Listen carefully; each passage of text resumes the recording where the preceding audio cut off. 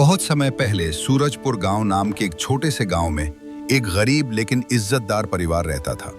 उस घर में रमेश अपनी मां कमला देवी और छोटी बहन पूजा के साथ रहता था। रमेश मेहनती और सीधा साधा इंसान था, लेकिन उसकी मां और बहन का स्वभाव बहुत कठोर था। कुछ समय बाद रमेश की शादी पास के गांव की एक अनाथ लड़की कविता से हुई। कविता बेहद शांत, संस्कारी और मेहनती थी। उसके माता पिता बचपन में ही गुजर चुके थे, इसलिए उसने हमेशा प्यार और अपनापन पाने का सपना देखा था। शादी के बाद जब कविता उस घर में आई तो गांव वालों ने उसकी खूब तारीफ की, लेकिन घर के अंदर उसकी जिंदगी धीरे धीरे नरक बन गई। कमला देवी हमेशा उसे ताने देती, अनाथ लड़की हमारे घर की बहू बन गई, इससे बड़ा दुर्भाग्य क्या होगा। पूजा भी अपनी मां की तरह कविता को हर बात पर अपमानित करती। सुबह 4 बजे से लेकर रात तक कविता घर का हर काम अकेले करती, खाना बनाना, कपड़े धोना, सफाई करना, पानी भरना, लेकिन फिर भी उसे कभी तारीफ नहीं मिलती। रात को जब सब सो जाते तब कविता चुपके से रोती, हे भगवान, क्या मेरी जिंदगी में कभी खुशी आएगी। रमेश कविता से प्यार तो करता था, लेकिन वह अपनी मां के खिलाफ कुछ बोल नहीं पाता था। इसी वजह से कविता चुपचाप सब सहती रही। धीरे धीरे 3 साल बीत गए, लेकिन कविता की जिंदगी में दुख कम नहीं हुआ। एक दिन गांव में पूजा रखी गई। कमला देवी ने पूरे गांव की औरतों को घर बुला लिया। फिर उन्होंने गुस्से में कहा, कविता, 50 लोगों का खाना बनाना है, वो भी सिर्फ 3 घंटों में। कविता घबरा गई, माँ जी, मैं अकेली इतना सब कैसे कर पाऊंगी। बस इतना सुनते ही कमला देवी का गुस्सा फूट पड़ा। उन्होंने पास रखा बेलन उठाया और कविता को मारने लगी। हमसे जुबान लड़ाती है। कविता दर्द से चीख उठी, माफ कर दीजिए माँ जी। लेकिन किसी को उस पर दया नहीं आई। उस दिन कविता अंदर से पूरी तरह टूट चुकी थी। रोते रोते वह घर से बाहर निकल गई। चलते चलते वह गांव के बाहर पुराने मंदिर तक पहुंच गई। वहां तेज बारिश शुरू हो गई।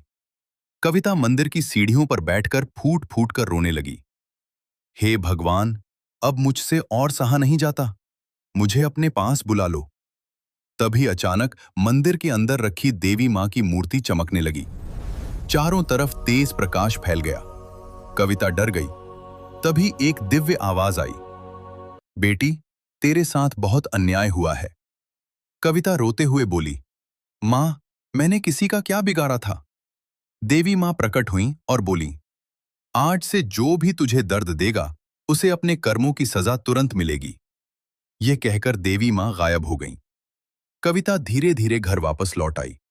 घर पहुंचते ही उसकी सांस फिर से चिल्लाने लगी, कहां मर गई थी तू। कविता की आंखों से आंसू गिरने लगे और तभी अचानक घर की दीवारों से पानी टपकने लगा। कुछ ही सेकंड में पूरा कमरा पानी से भर गया। कमला देवी और पूजा घबरा गईं। ये क्या हो रहा है। धीरे धीरे पानी बढ़ने लगा। दोनों डर के मारे चिल्लाने लगी, बचाओ, हम डूब जाएंगे। उसी समय रमेश घर वापस आया। उसने ये सब देखा तो हैरान रह गया। मां, पूजा, ये सब कैसे हो रहा है। डर के मारे कमला देवी रोने लगी, बेटा, हमने कविता के साथ बहुत गलत किया। पूजा भी हाथ जोड़कर बोली, भाभी, हमें माफ कर दो। तब कविता ने पहली बार रमेश को सारी सच्चाई बता दी, कैसे उसे रोज अपमानित किया जाता था, कैसे उसे मारा जाता था और कैसे वह हर रात रोती थी। ये सब सुनकर रमेश की आंखों में आंसू आ गए। उसने अपनी मां से कहा, जिस लड़की ने इस घर को अपना सब कुछ दिया, आपने उसी को दर्द दिया। कमला देवी को अपनी गलती का एहसास हो चुका था। उन्होंने रोते हुए कविता के पैर पकड़ लिए, बहू, हमें माफ कर दे, आज समझ आया कि तू कितनी अच्छी है। कविता के पास बदला लेने का मौका था, लेकिन उसने हमेशा परिवार चाहा था, नफरत नहीं। उसने अपनी सास और ननद को माफ कर दिया। जैसे ही कविता ने उन्हें माफ किया, वैसे ही पूरा पानी गायब हो गया। उस दिन के बाद घर पूरी तरह बदल गया। कमला देवी कविता को बेटी की तरह प्यार करने लगी और पूजा भी उसका सम्मान करने लगी। कुछ महीनों बाद उसी घर में एक नन्ही बच्ची की किलकारी गूंजी। पूरा घर खुशियों से भर गया। कविता की आंखों में अब आंसू थे, लेकिन इस बार वो खुशी के थे। सीख, जो इंसान दूसरों को दर्द देता है, एक दिन वही दर्द उसके पास लौटकर जरूर आता है, लेकिन माफ करने वाला इंसान हमेशा सबसे बड़ा होता है। अगर आपको कहानी अच्छी लगी तो लाइक, सब्सक्राइब जरूर करें और कमेंट करके बताइए कि कहानी कैसी है। धन्यवाद।